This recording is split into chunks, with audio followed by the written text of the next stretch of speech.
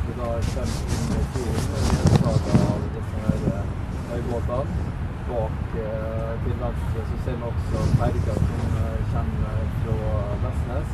Det en veldig rolig dag på fjorden. Som jeg sa tidligere, så hvis jeg ser ned til høyre mot Reknesfjøret her, så det fullt av folk som har møtt opp for å se hva det er som skjer her. Og jeg ser også at det en del folk som har satt ut flaggene sine. Jeg regner med at det på grunn av at dette skipet nå kommer inn fjorden. Nå klokka 3:55, så det betyr vel kanskje at skipet legger til kai her på Storkaia i Molde sånn 3:15. Og da det på en måte opprettet et senter der på kaia der de skal ta imot folket. Det blir sperret av der, og alle skal vel bli tatt vare på aller beste måten. Så nå ser vi dette her litt spesielle lyset på Moldefjorden med skipet i senteret av tøybåtene og ferger som går innover mot Holmland. Dette her jo et område der det veldig stor fergetrafikk til vanlig. Det 4 ferger som trafikkerer sambandet Molde-Vestnes. Det går mot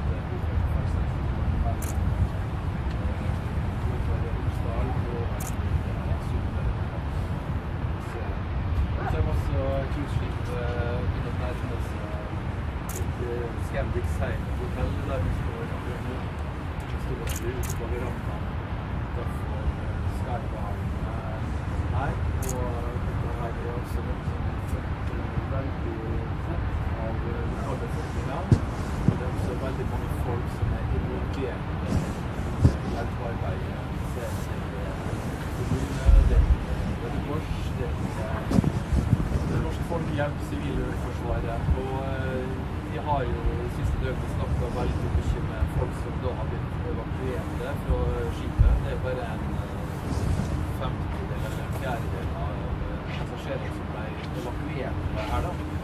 Og de snakket jo om hvor sterkt og hvor forferdelig det var å henge ut et helikopter og de redda, men jeg var veldig glad for å bli redda og skrev til norske redningsmannskap. Men det som på det skipet som vi ser i bildet her nå, da det veldig mange folk som mulig har hatt vanskelige og utfordrende opplevelser om bord. Jeg ser jo veldig tydelig at folka som kommer fra skipet, det jo gjerne rundt 80-årsalderen.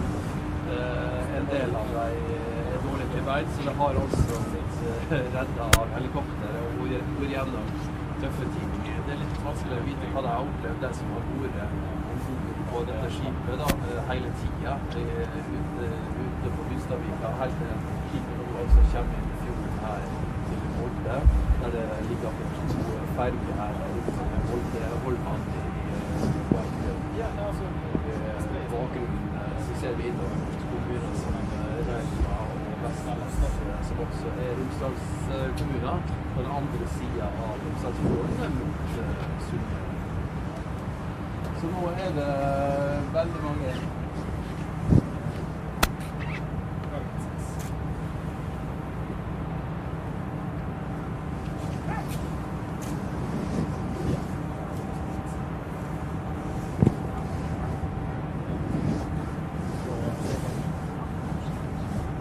Jeg kan bare si at jeg ser nedover hele, hvis vi snur kameraet nå og ser nedover her mot fotballstadion her, så det fullt av folk som har stilt seg opp for å følge dette her. Og politiet går altså ut og ber folk ta det med ro. Og det vel all grunn til å gjøre. Dette her som vil gå problemene. Det mange hundre mennesker som skal gå på landet fra dette skipet, og mange av dem trenger sikkert assistanse på veldig mange måter.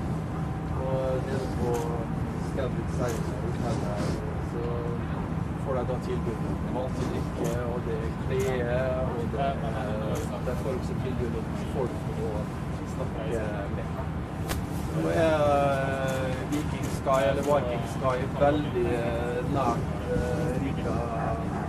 Scouting-seil-hotell her. Det kommer inn fjorden med disse her berømte Molde-holmene i bakgrunnen. Det er ikke så godt å se det typiske Molde-panoramaet, det er litt grann skyer, men det er veldig flott vær. Det ligner nok ikke på det været som var ute på Hustadvika da dramatikken oppstod. Da var det veldig mer storm, men nå er det ganske så vindstille, og det er et flott onsdags vær her nå. Skipet segler ganske sakte og flott inn i fjorden her. Det er et veldig stort skip som får assistanse av taubåter. Og det er et stort apparat som da skal ta nede på kaien, storkaia, nede på havneområdet her i Molde sentrum. Det er jo nedenfor Hotell Alexandra, midt inne i sentrum her, der hurtigrutene kan legge til der, og det er ikke så langt fra ferjekaia der bergene går over fjorden mellom Molde og her er jo en by der det er mye god trafikk, det er vant til det, men denne dagen i dag er jo da ganske spesiell. Etter det som da har skjedd på Hustadvika, så skal disse her passasjerene og mannskapet gå på land etter ganske trøblete og utfordrende timer.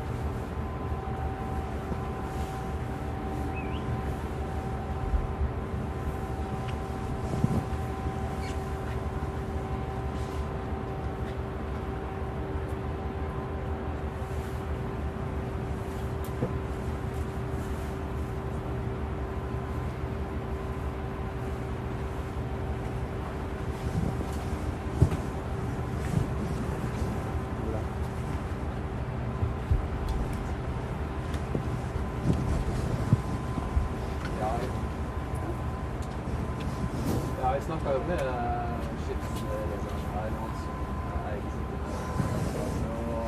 Han var jo veldig forsiktig med å kommentere ting. Han var jo preget av det som har skjedd. Nei, det er jo ikke noe god sak for reialaget akkurat. Men jeg må jo regne med at det helt sikkert får et etterspill. Som du sier, så valgte Hurtigruta å holde sine skip i ro. Og vi ser jo her, hvis vi ser inn mot Viking Sky her, så ser vi jo folk som vinker til Molde, og da er vel det et signal på at de har det forholdsvis bra, sikkert. Selv om de da har hatt ganske så trøblete opplevelser ute på Hustadvika. Det var altså Viking Sky kommer inn fjorden her, der kommer gjennom Julsundet og Romsdalsfjorden og inn på det som vel går an å kalle for Moldefjorden. Det går nå nesten i leia, og der fergene går, og nå vinker folk fra skipet mot folk som står inne på landet i Molde. Jeg vil tro at det er hundrevis, om ikke flere tusen, som er ute for å oppleve dette her.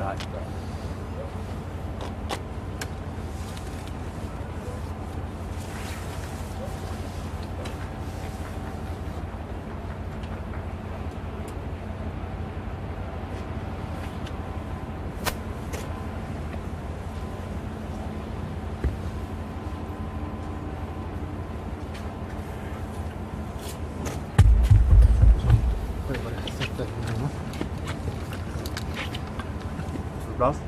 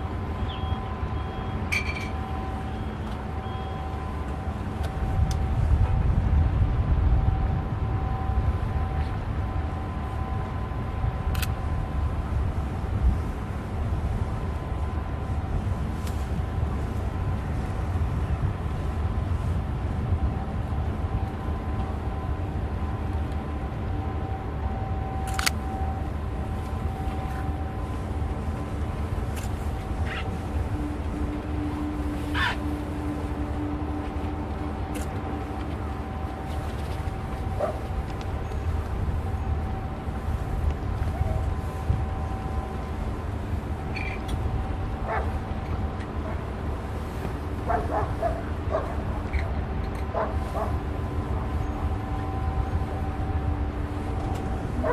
vent til en annen tid. Du har en annen fil. Ja, det har jeg.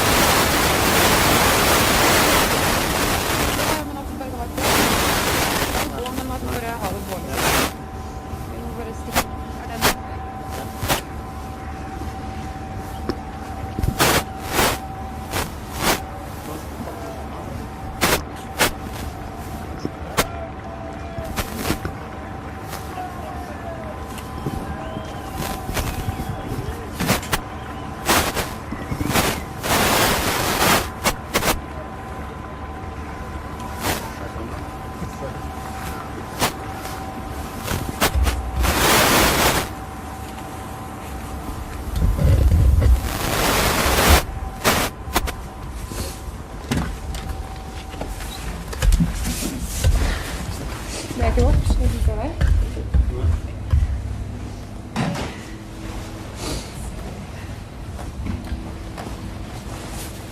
Burde vi gå i stedet for å ta bilen? Burde vi